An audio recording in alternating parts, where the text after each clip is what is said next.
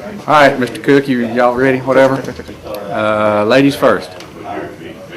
Well, in response to the hearing that's scheduled for the 26th, whether or not there will be a preliminary injunction held, do you think that is just too long to let these people suffer without a job?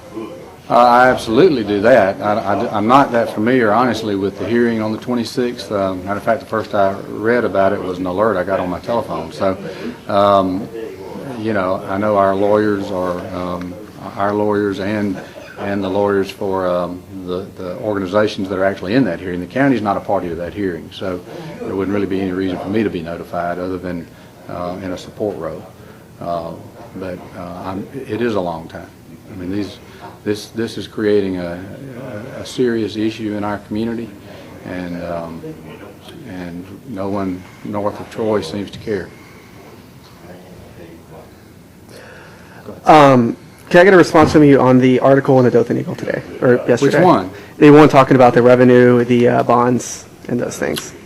Kind of response you want? I mean, well, there's a quote that's attributed to you that you didn't know anything about the 65% that was going to the. That is not part of what our charge was. Those are internal things. I told a business person earlier today that, you know, we don't know what the percentages they're operating on any more than we know the percentages of what Walmart's operating on. Those are both private entities.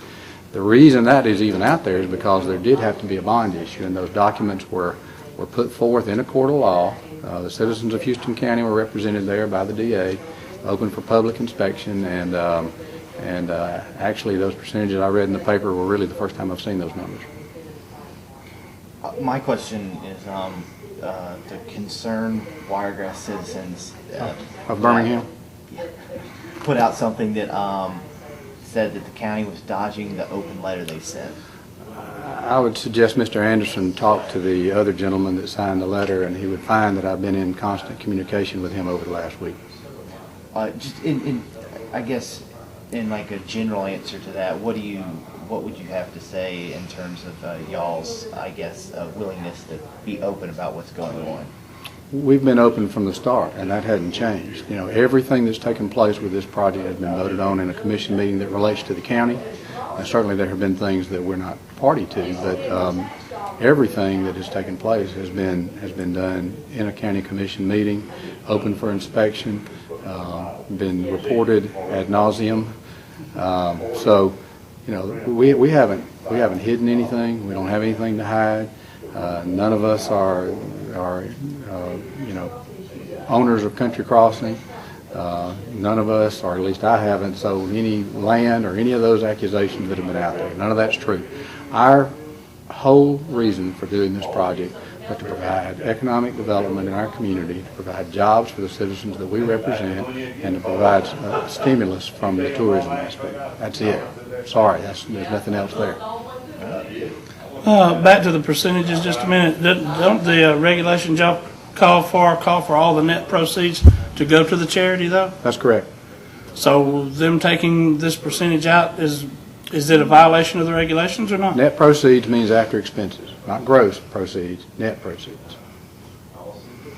Also in the bond itself, it names that it says that Houston County is a partner of the Entertainment LLC.